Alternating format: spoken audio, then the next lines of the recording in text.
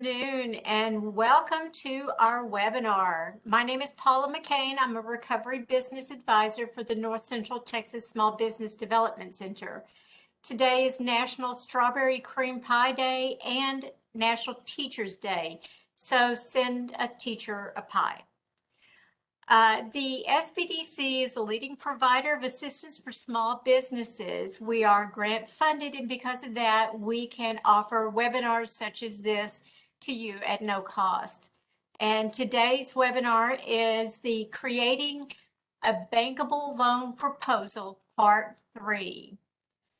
Please put your questions in chat and we will address those at the end or as the presenter brings it up.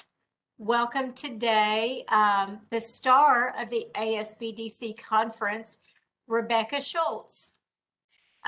Rebecca's been helping business owners to access money and financial education for over 25 years. She's the founder and executive loan consultant for Centerlock Funding. Rebecca, thank you so much for joining us today. Thank you guys. I'm excited to be able to go into part 3. Now, if I were to choose which part was the most valuable, I really like the conversation we're having today because I feel like it's very, very valuable and not a lot of people give this detail to you. So let's go ahead and kick it off. Hang on one.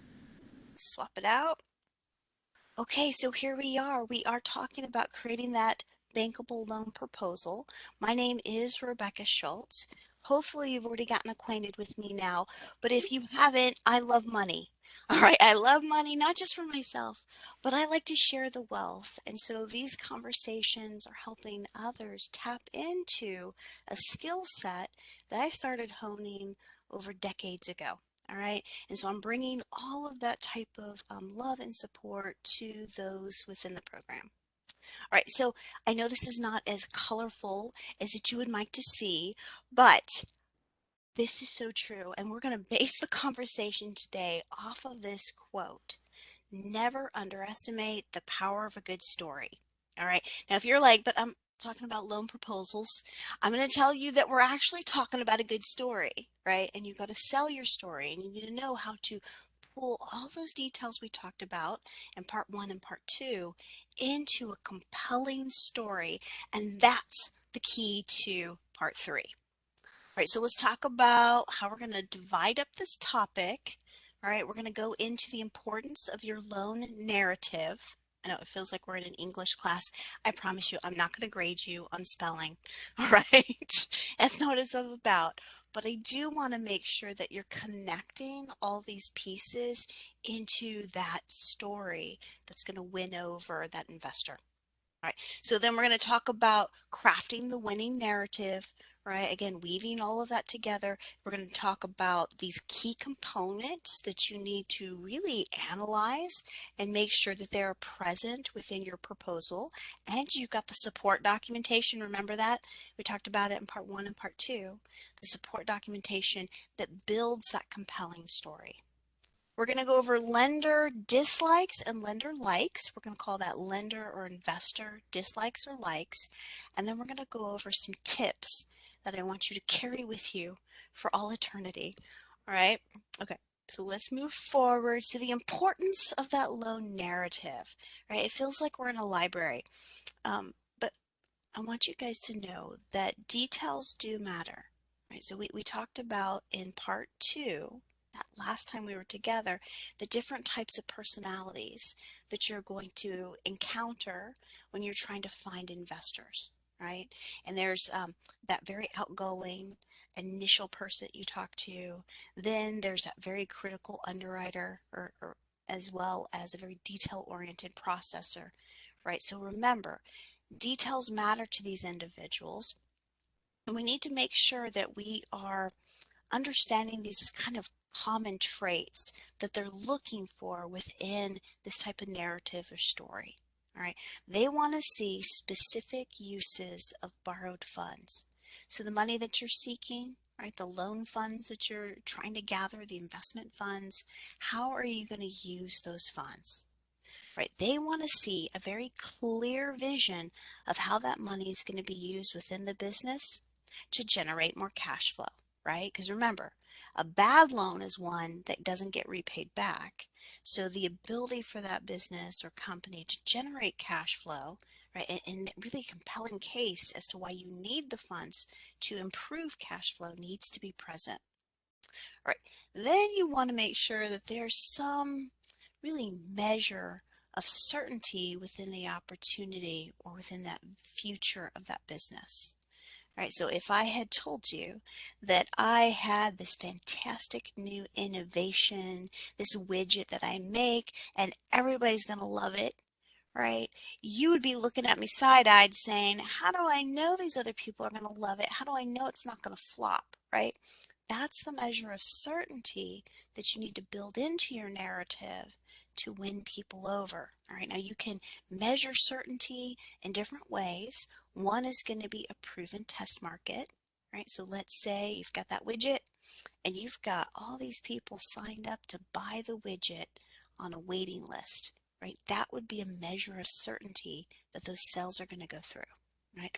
Or let's say you've got a new customer or client and you've got a letter of intent, also known as an LOI in the lender world. And that as soon as you have the ability to provide that service or product, that you're going to have a client. All right, and you get some estimate as to what that relationship is going to look like in a monetary sense. That would be a measure of certainty. All right.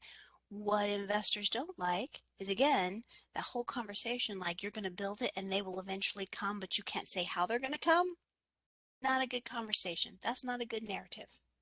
All right, then investors need to be able to prove they have the ability to accomplish these specific goals, to do what they say they're going to do in order to generate the revenue, right? So if I told you I had a brand new restaurant and I cooked really well, but I had zero pedigree for cooking, right?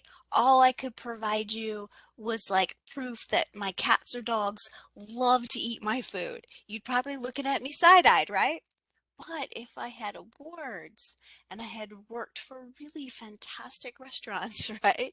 And these were like accolades that were published everywhere, that would be an accomplishment that you could see that I actually had the ability to provide the goods. That type of accomplishment needs to be weaved into this narrative. I think you're seeing my ultimate goal here, right? It's all pulling together those different details that were needed from part one and part two to support the conversation, right? Resumes, team roles, an understanding of your accomplishments, your experience, all of that gets weaved in.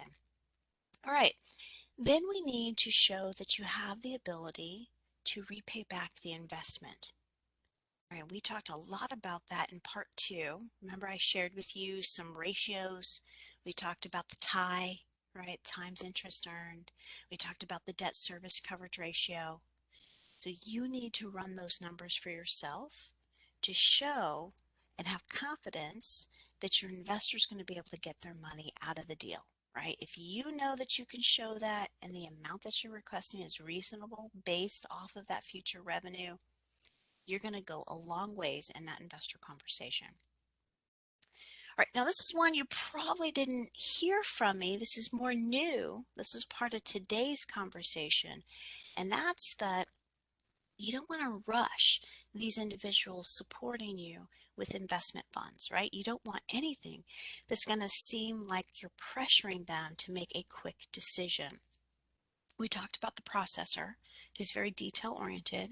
We talked about that underwriter, right? And the underwriter likes to make clear decisions. And the minute they smell risk, they're out of there, right? They're not going to put their hat in that risk. All right. So timing is going to be a critical factor for creating a good narrative. You always want to ask for support or funding ahead of the actual need. All right, I'm going to give you or illustrate an example of that in a moment where you hopefully will be able to see where that's a big part of the conversation. All right, now this next side is something that's new as well, and that is understanding that the funding that you're requesting, well, it's going towards fulfilling a larger need. All right, and that larger need tends to be community involvement. It needs to show with the product or the service that you're requesting or trying to provide, right, is something that's going to be relevant, is something that's in demand, and hopefully will benefit others. Okay, I call that the rich man syndrome. Right, so if I walked into an investor office and I was like, I'm going to be rich and I'm going to own all these properties and I want all these fantastic cars, the person on the other end that's, hopefully going to give me the money to become that rich man, right, is probably going to be like you and everybody else, right?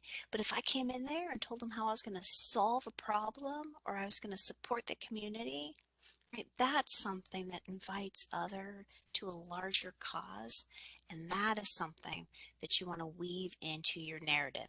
You don't necessarily want to show them that you want to be that wealthy person with all those cars in the garage, right? They may not want to help you. Okay.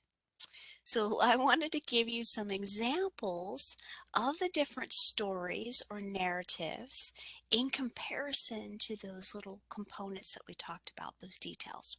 All right, so example A, we've got a business owner named Ricky. Ricky owns a hair salon near the downtown area.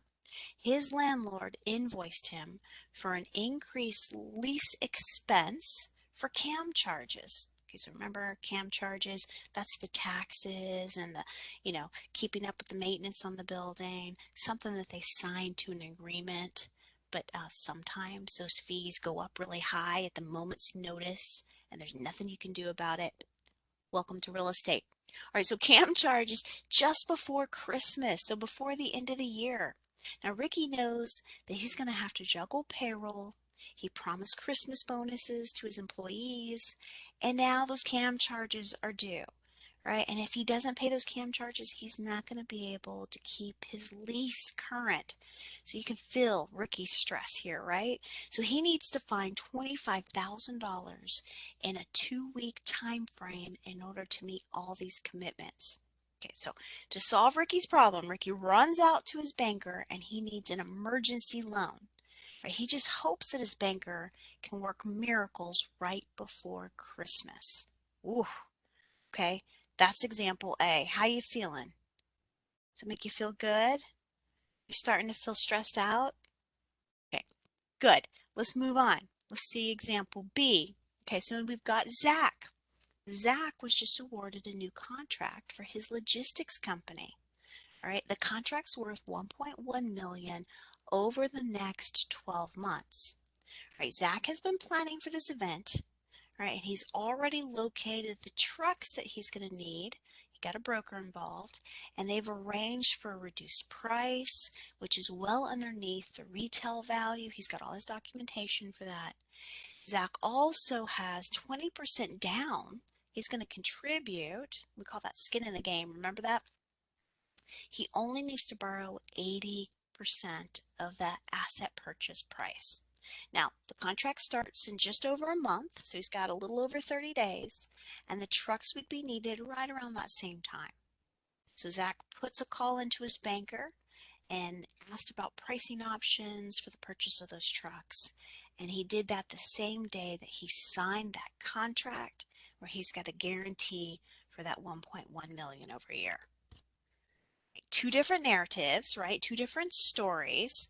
So let's do a quick debrief. All right, so what are your thoughts about example A? Now with that, you can put those thoughts into the chat box. All right, so don't be afraid. This is that interactive part of the conversation.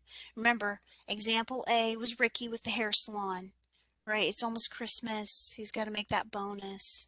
He's going to be squeezing that banker right before Christmas. Those last 2 weeks as everybody's trying to take off before the holidays. How you feeling about Ricky?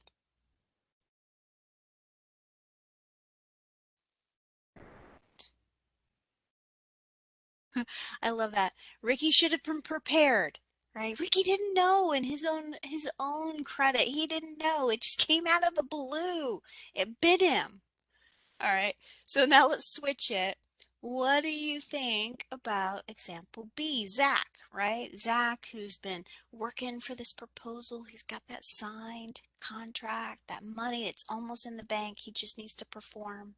He's just asking for the equipment. All right, he's got part of the money. He just doesn't have all of it, and he's needing that support. How do you feel about that one?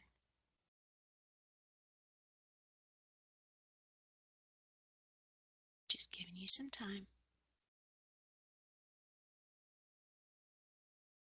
All right, I like it. So, yep, Zach seems more prepared than Ricky. I would agree with that.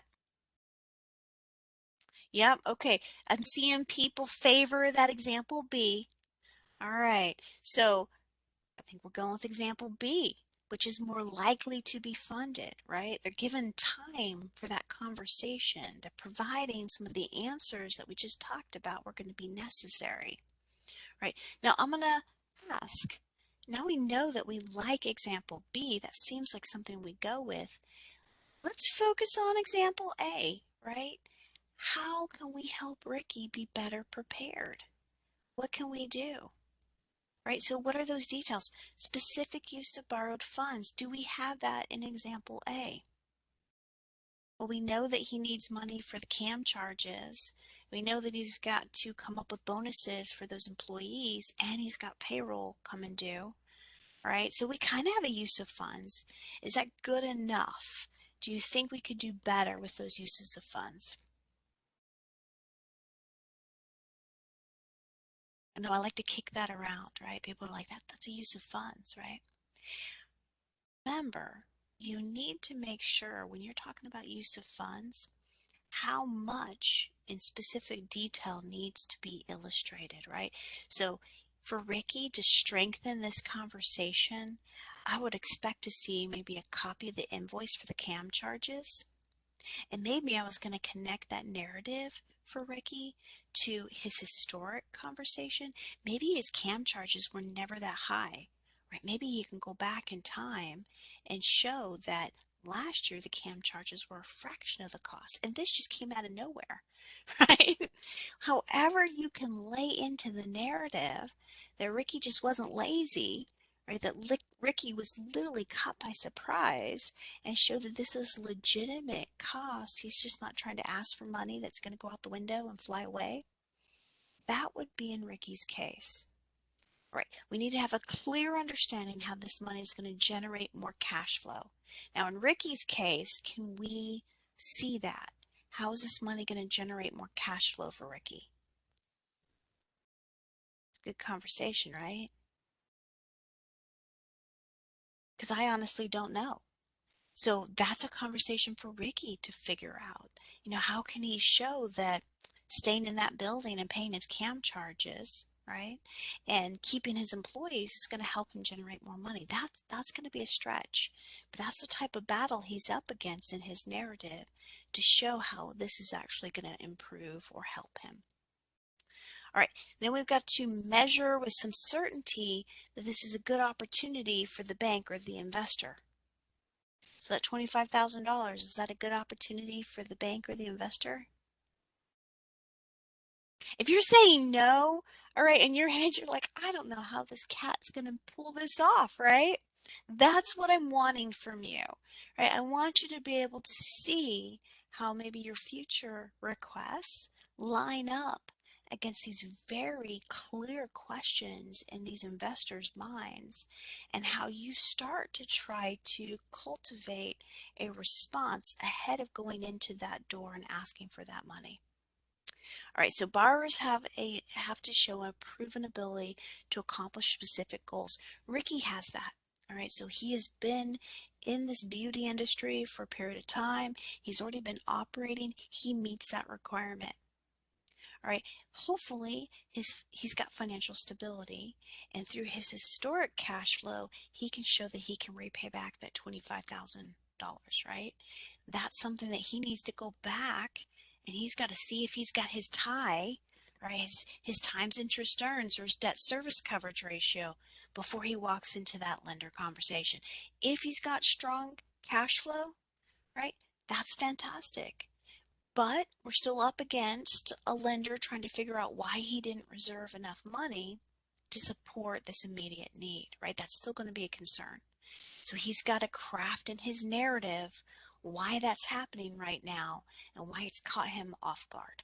All right. And then we don't just answer that question, we provide the support documentation, right? Because remember, the personalities we're up against, they want to show that he's telling the truth.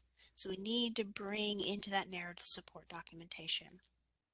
All right, now at the end of the day, we still have a problem with him needing this money right away, right? 2 weeks before Christmas, most of those bankers are on vacation, right? They don't want to sit around and play with somebody like this.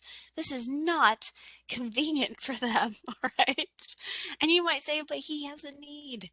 All right, I get that.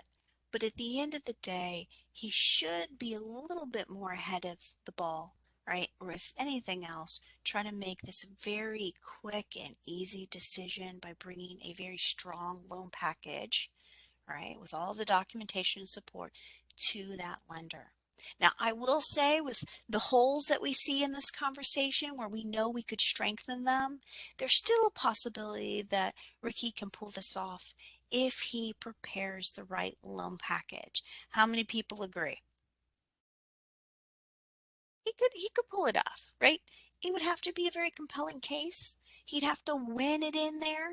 He'd have to be able to commit to some, need within the community, how he's doing good, how this is just a momentary blip, right? But he could probably pull that off if he's got a good relationship. All right. So hopefully that little exercise helped you understand how really crafting that winning narrative is a art. All right. It is not a science, it's an art. It's how you carry the conversation, how you support the conversation, and how you make a compelling case for your opportunity. Right. And you bring those investors in that can see your vision and can see how it's important that you win that support. Right, so I love this. This next section is called Plan to Win, right? So you know your story. You know what you're trying to accomplish and what your future needs are. So I want you to review your narrative similar to the way we reviewed Ricky and Zach's narrative. Right? I want you to make a strong case for your support.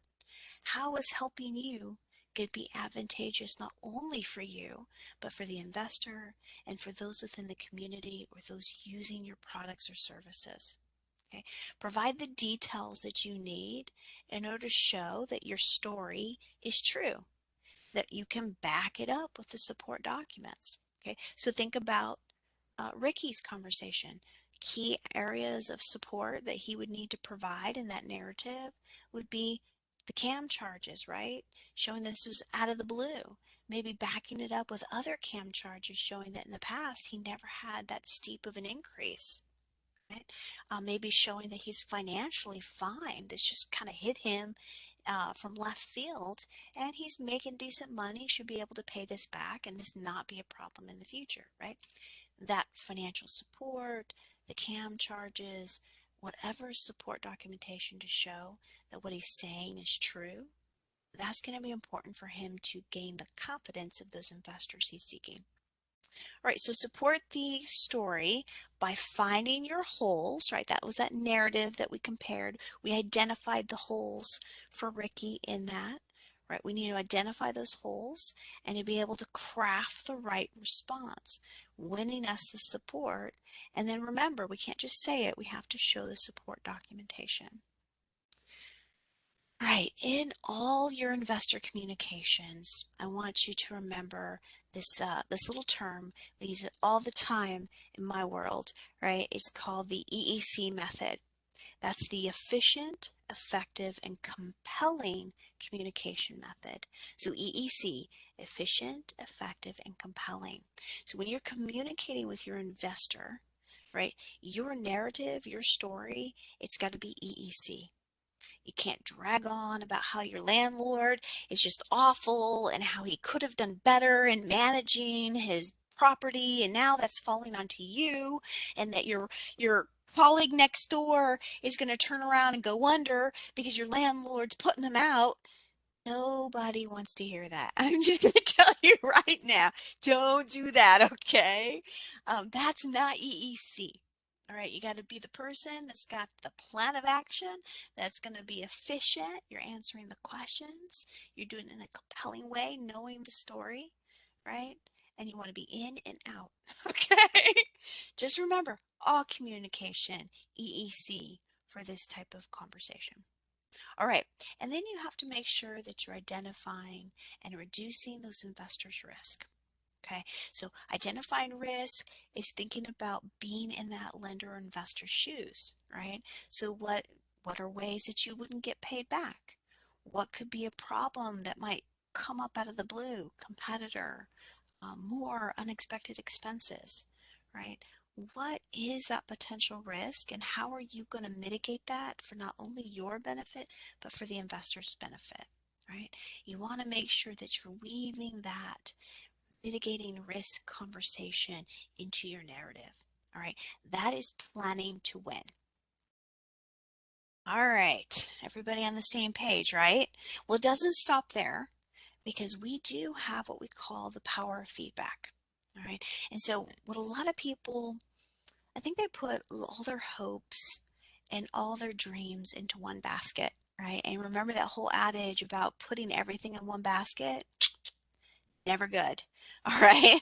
And so I'm going to encourage you to take not all your eggs in one basket, but to spread them out. All right. And the way we do this in this whole loan proposal conversation is that we stagger our introduction to investors or lenders, and that we do this in a manner where we're asking for and inviting feedback.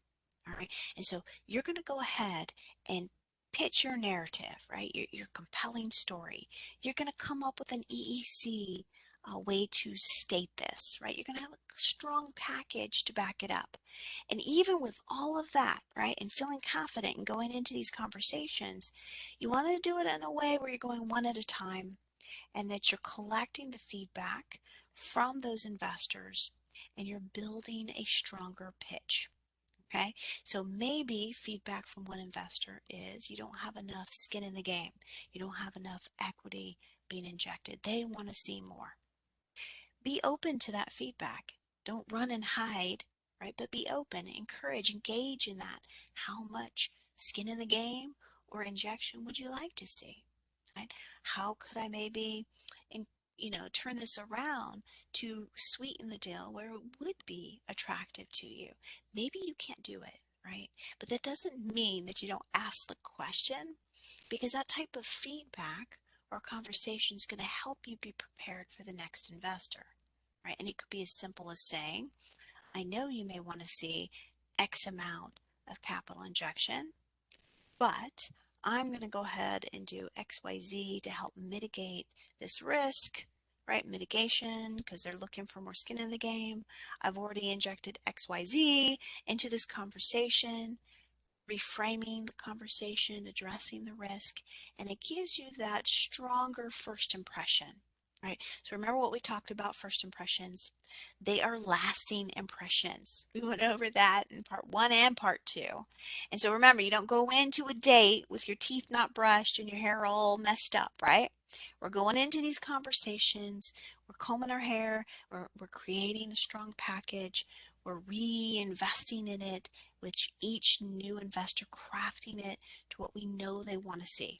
All right, so we're going to take that investor feedback, we're going to make corrections, and we're going to make sure that we're updating that narrative to our new investor conversations, right? Taking it up a notch each time we have a new conversation. All right, so think about this way, even if they tell you no, or maybe they'll say not right now, right? That is still valuable information that helps you down the road, because with that feedback, you can get further. Okay? All right. I like this little saying. I actually heard it on, what is it? Mike Rowe. Remember Dirty Jobs, Mike Rowe? He's got this podcast out there, and he has this whole podcast and it's titled No is Just Yes to Another Question. Right? I really love this. It's about innovation. It's about being willing to be vulnerable and be in these investor conversations, right? And listen to the other side and listen to their concerns and listen to what they're trying to accomplish and being willing to be open to that conversation and know that even if they say no, that you are getting closer to the yes because you're understanding that conversation or that question in a different way. All right, so remember, no is just a yes to another question. You have to be brave enough to go and learn what that other question is and how you get closer to that yes.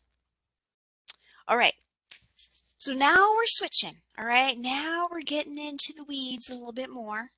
All right, let's talk about the key components to this type of loan proposal. I love this picture. It's all data, right? It's all data. It's all connecting here. We know there's something bigger playing out, right? So the key components come in a form of a checklist. All right, and this is not a checklist like a one-word checklist.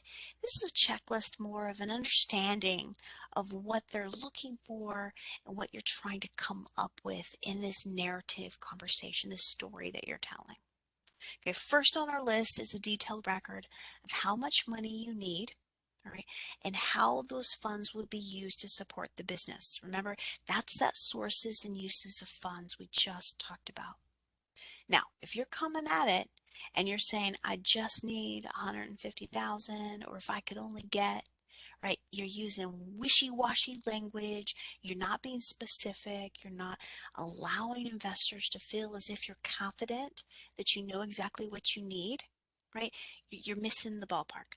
No investor who's super cautious and knows that their job is on the line is going to be swayed by that type of loosey-goosey language. All right. So you need to have that detailed record of how much you need and how those funds are going to be put into the business to support its operations and to generate a return. Okay. You also need to make sure that your historical cash flow as well as the future cash flow. Remember, we talked about that. Historical is the rearview mirror in your car. The future or projected cash flow is that windshield, right? You're looking at where you're going and you are trying to bridge this conversation of the past and the future, right? And that is going to be a big one to make sure it goes into your narrative. Right. And then you need your historical cash flow performance or the future contracts, sales agreements, or those letter of intents. So remember that certainty that we had to build in? You can't just go in there with uncertainty. You have to show them that there is a future in repayment and that what you've got for investment is going to generate a return. You need to build in that certainty for the future revenue into the conversation. Now, let's go back to our examples. Example A, right? Ricky and his salon, did he have certainty over his cash flow situation? Wasn't very strong, right? All we knew is that he needed the money to fill a hole. He had to make sure that he paid the landlord, otherwise he lost his rent space, and that would be the end of the business in that case, right? But if he was able to look at his historical cash flow and put up a really good, compelling case that he would be able to generate future revenue, then he might be able to show some certainty in his more recent history. But moving on to example B with Zach, he did a great job with that future certainty. He had the signed contract for the 1.1 million, right? He was able to bridge that conversation about the future and about return easily by showing a copy of that contract. Right? So think about that. How are you framing the future? All right. And then you have to detail those team members, right? So you've got the business history and who's on your team that's going to help you perform.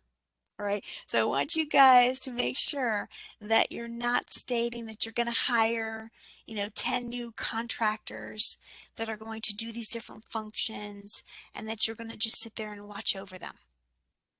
That doesn't lead a lot of confidence that your business is going to be successful. Now, you might think it does, right? But if you don't have the experience or you don't have a team that has the experience that's underneath you, that's leading the way, that you can monitor and then guide to achieve those goals, not necessarily going to be a compelling case, right? So business history, you show the ability to do it. You've got the team members with the resumes and the credentials to do it.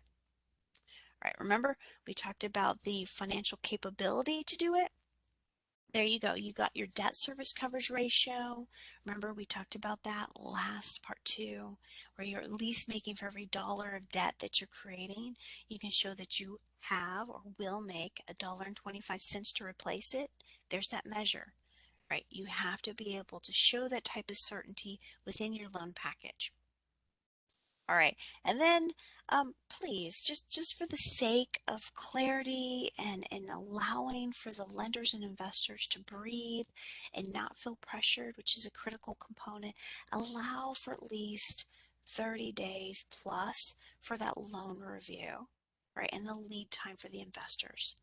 I promise you that that underwriter conversation that we have, right? Remember that person who cannot be wrong, otherwise they lose their job, who's just looking for any flaw that they can possibly bring out, right? Just that person who's always thinking that somebody's going to try to pull the wool over their head, right?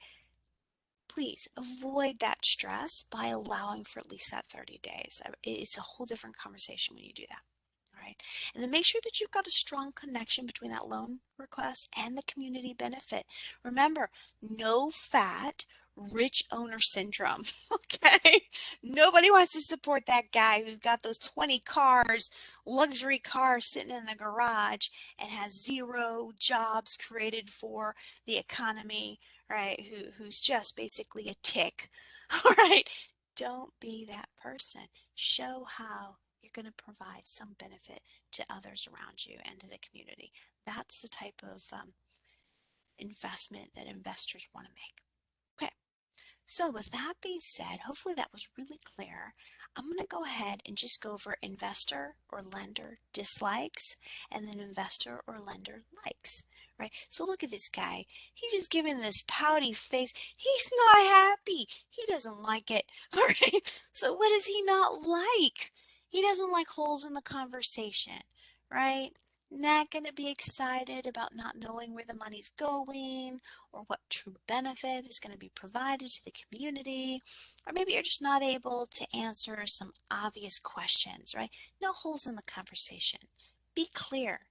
How about like little to no down payment or injection? You're asking that guy to take all the risk, right? Not a comfortable conversation. He's not going to be happy about that. How about retained earnings? This is something that we had to go all the way back to part one to talk about. That's the financial health of a business. If that financial health of the business is poor, meaning that they don't have a profit, they haven't been able to generate a profit yet, not a good conversation.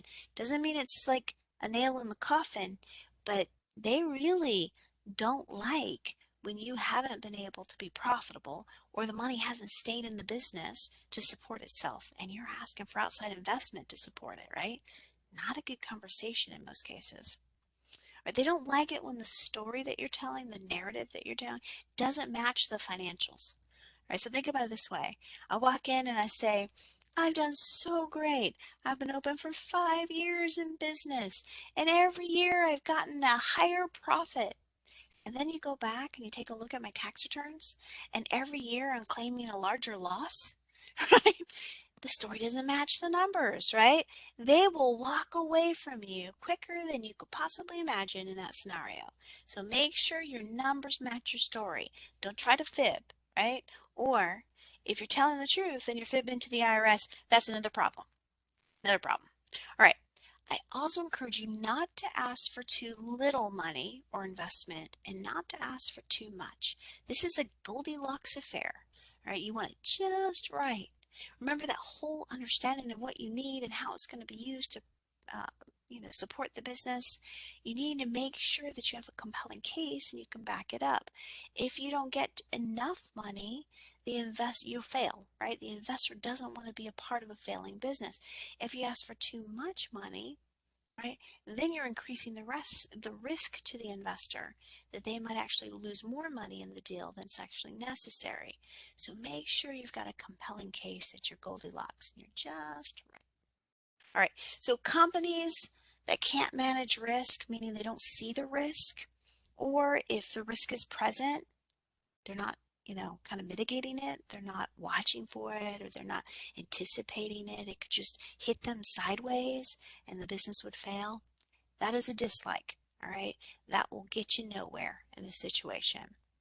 All right. And then if management doesn't have a strong action plan, right, or where they're watching how the business is moving along and if they're meeting specific financial goals, if there's no what we call financial dashboard or no metrics that really helps them know if they're on track, that is a big sign of concern. All right. So you need to make sure that you do have some type of action plan. And when you're going into that investor, you're telling them how exactly you're going to monitor and what you anticipate is going to happen. All right. Need to be able to actually monitor what you say you're going to do. All right. And then if you are found at being dishonest or hiding things from the investor, horrible situation, right? It's almost like you become like on a blacklist. And trust me, that blacklist will extend to other people. They won't tell you that, but that's what will happen. You'll get a reputation for being dishonest. I'm going to give you an example because I feel like that's only fair, right? We're all adults here, but I had one business owner who I loved. He was a fantastic gentleman. Um, he did not tell us that he had gone through a bankruptcy. Now, granted, the bankruptcy wasn't recent, it was over 10 years ago. Maybe he thought that after that 10-year mark, he didn't have to disclose it. But and clearly asked if that person had ever filed bankruptcy, and it didn't show up on the credit bureau until they had pulled the last like background check on him. It showed up there because he had marked it as not being in a bankruptcy, even though he had clearly through the background check had been through a bankruptcy. Right there within closing day, they backed out of the deal and they called the individual being dishonest. Even if he didn't realize he was being dishonest, he thought it was okay. He thought he'd gotten behind it. Have to make sure that you are being very, very forthright and open in these communications. Don't be accused of hiding anything. All right. So that's the investor dislikes. Now, on the other side of that, I like this guy, right? He's got the money. He likes you. He wants to give you the money. Okay. So what are those investor likes? Right, so they like when your financials show that you have the ability to pay back the loan, right? They want to see that you got the right tie on, that you've got your debt service coverage ratio, right? They want to see where you're not asking them to take all the risk, right? You've got some skin in the game or equity injection. They want to see the retained earnings, right? Hey, the company's been profitable in the past. And guess what? They're not just borrowing money to grow, right? They're investing in their own business. You can see all of that through the retained earnings on your balance sheet, right? Their financial story, right, what's showing up on their financials matches the story that they're coming in with, that narrative. And so it gains confidence, right? They are asking for the right amount of money. They are Goldilocks. They have found the right amount of money. They've made a compelling case. Remember, EEC, efficient, effective, and compelling, right? They have secured loan or they have found a way to limit risk, mitigate those risks. They have a strong management plan that shows how they're going to manage the business, what they're looking for growth. And the owner has been extremely honest and putting even more information on the table than maybe what the investor has been asking for, right? Full clarity or disclosure. All right, that seems really simple, right? And you're like, that makes a lot of sense.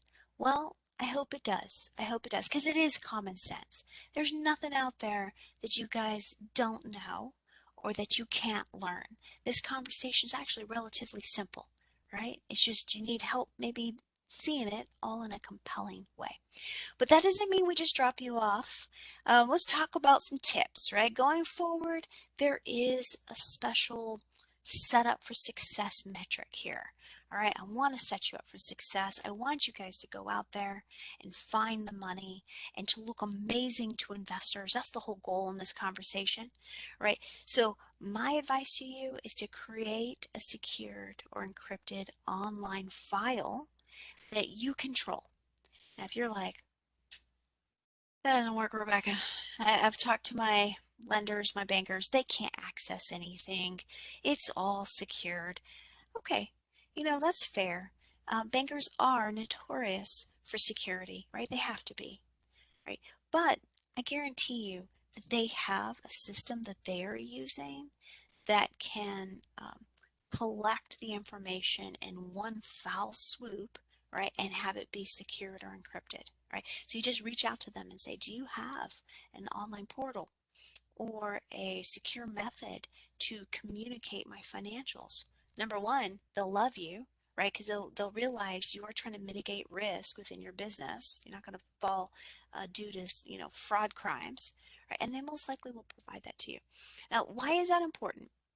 Because one of the biggest pain points for lenders, and they're not going to tell you, but I promise you this is that they get what we call piecemealed. That's what we call it in the back office. That means that they have to sit there and watch a file for days or weeks, waiting for information to come through from a borrower, right, or a client.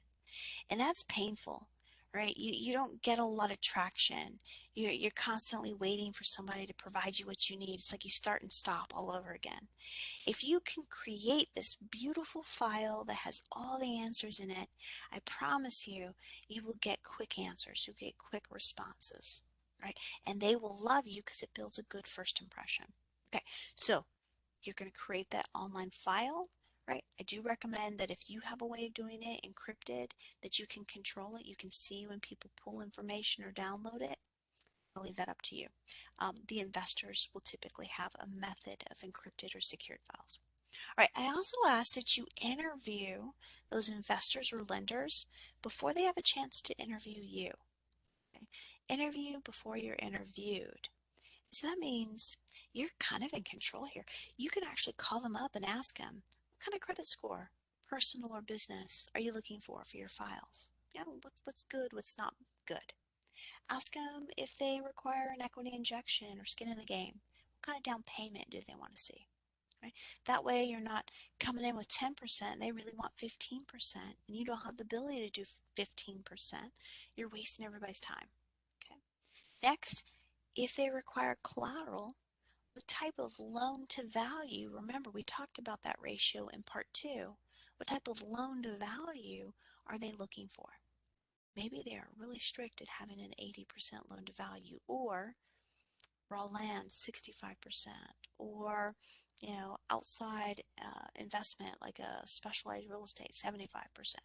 Whatever it is, find out what that loan to value is and make sure that your supported documents shows that loan to value. I gave you the ratio. You can do it yourself. Right? Make sure that the industry that you're going into or that your business operates in is one that they like. Right? That's the industry match. You could have a fantastic deal, and just because that investor or lender has too much of a certain type of industry in their portfolio, they couldn't help you, right? Make sure it's a good industry match. And then, of course, pricing. So you could find money. I promise you, you can find money all day long. But a lot of people have a different tolerance for what they want to pay, right? And so make sure that you're on the same playing field with the cost, what the lender or investor is willing to lend to, the price they're willing to pay, and what you want to see as an expense. All right, make sure you're eye to eye on that. Right, outside of that, there are different lenders for every single different type of industry or product out there. I like to think of it in two big buckets, right? And in reality, it's more than just this, but this gives you at least a little visual. There's what we call national lenders. These are very big lenders that lend all over the United States. Now, if you can imagine, big amount of money, right? These are big companies, and they have a very well diversified portfolio. So they typically can do slightly higher risk, okay, because it's all diversified. They're not just lending to Houston, Texas, who, might have a high concentration of oil and gas, right? We've seen that go wrong too many times in our lives. Maybe they've got a well-diversified portfolio for different areas. So yeah, they'll look at the oil and gas. It's not a concentration for them. It's not an issue for them, right? That's your national lenders. And then you've got your community lenders, right? And those are ones that might know the community. They might see the need. They might see the benefit that you're providing to the community, and they might want to support that. Okay? That is a different type of lender, two different animals. But I want you to think there's different points of view out there that might be looking at these opportunities different. Right? And your goal is to find the right partner for the future.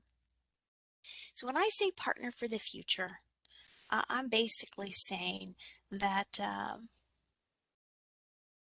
sorry, I'm just seeing Carolyn. Okay.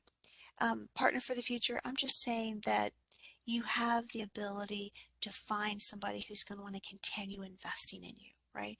That wants to see you through the end goal. Maybe that end goal is to merge with a bigger company in 5, 10 years, right?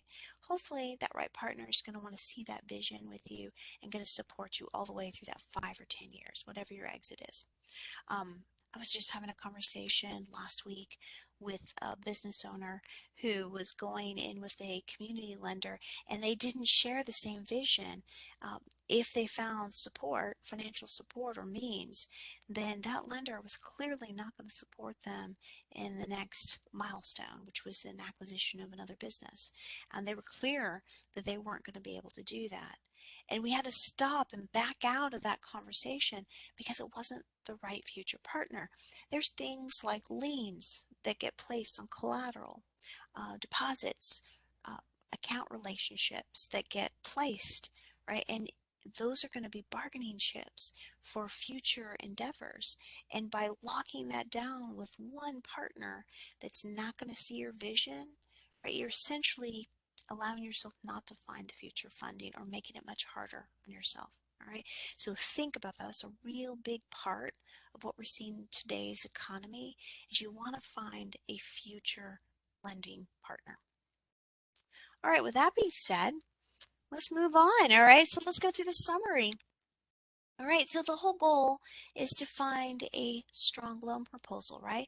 To be able to find capital and to create a very robust conversation and really persuade the right investor to step forward and to provide that support. All right, so make sure you're providing the needed documentation.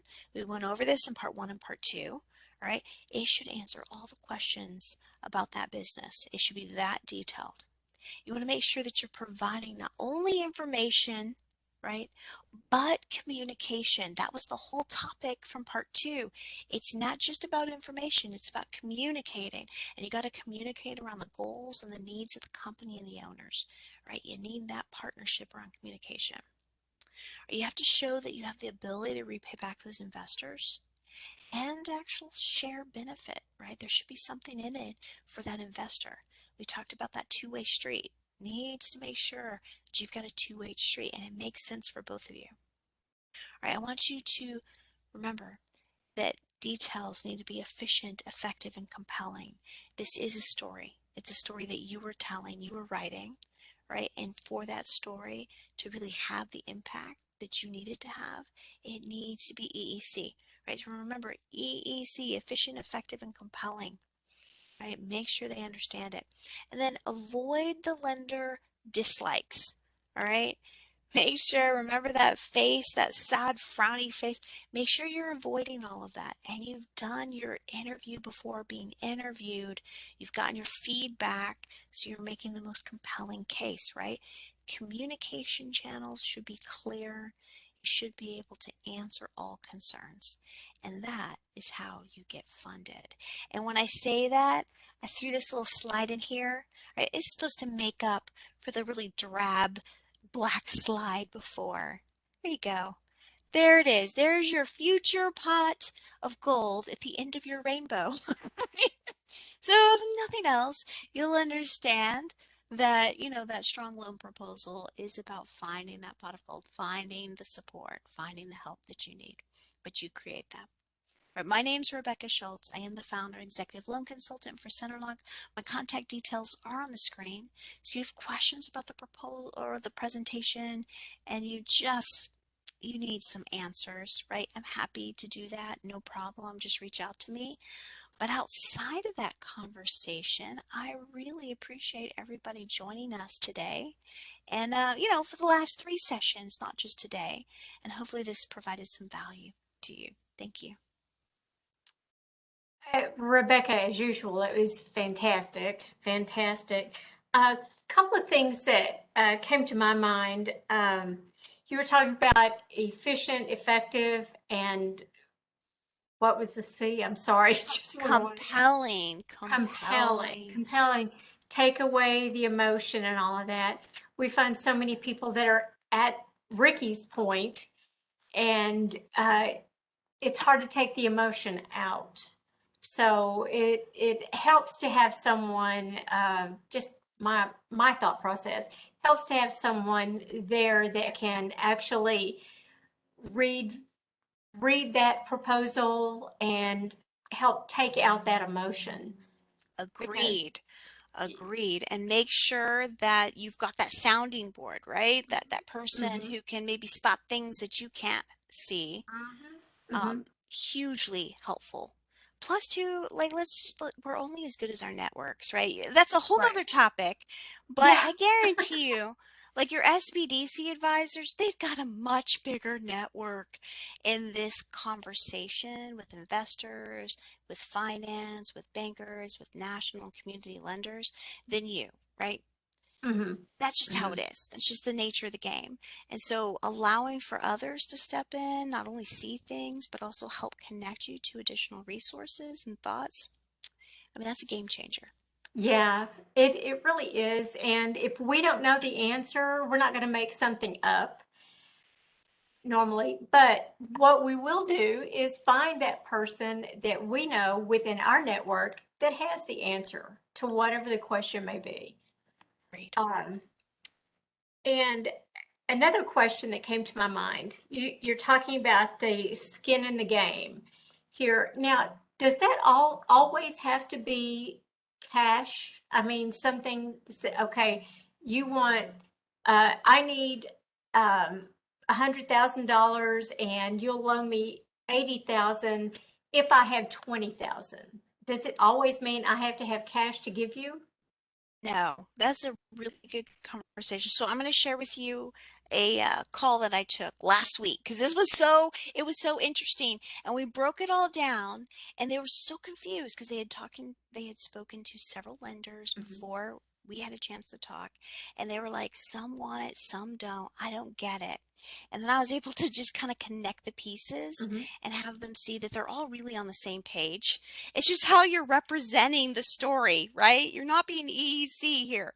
And so the way that works is lenders, investors, they're looking for what we call a total project or total opportunity hmm cost. All right, so if I were to look at a startup, we'll do a startup venture and then we'll do an experience venture, and you'll see how it's all the same, just a slightly different conversation. Right, on a startup venture, I need X amount for equipment, I need working capital, I need leasehold improvements, and let's say I need to borrow $1 million. Okay, and when I'm looking at my sources and uses, remember that's that $1 million broken down by how I'm going to use it. hmm When we break that down, I can already show that I have put the equipment into the equation, right? I hmm already bought it. I found it on discount and it's worth X dollars, right? That's a loan to value conversation, but I've already gotten that. So there's that total project cost or total opportunity cost. And now I don't need that investor to cover that piece. I'm covering it myself. That is going to be skin in the game. That's going to be an equity injection. So, what I want hmm people to do is to think about what is the total cost in order for the business to operate. And this is the other key component. That injection should be something that has some tangible value, right? Because remember, this whole goal of having a business is to turn around and make money, right? It's not sunk cost. So if I poured money into research and development for that startup, and let's say I paid somebody to do some, I don't know, feasibility study, right?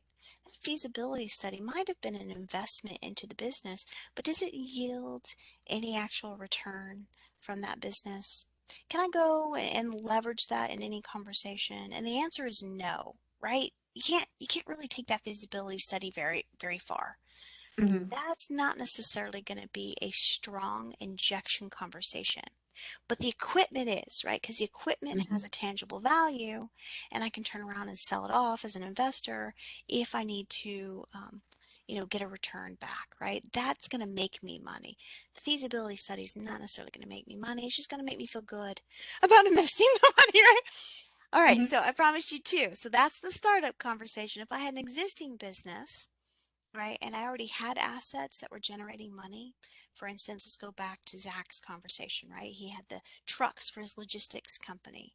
That's making money, right? If I already spent money in trucks and I was looking for investment money and there was no lien or leverage on those trucks, those are free collateral, that would be a fantastic skin in the game or conversation that I could leverage without having to come out of pocket for money Hmm. because I could sell those trucks, right? And those trucks are going to be critical to generating money, right? Those assets generate money.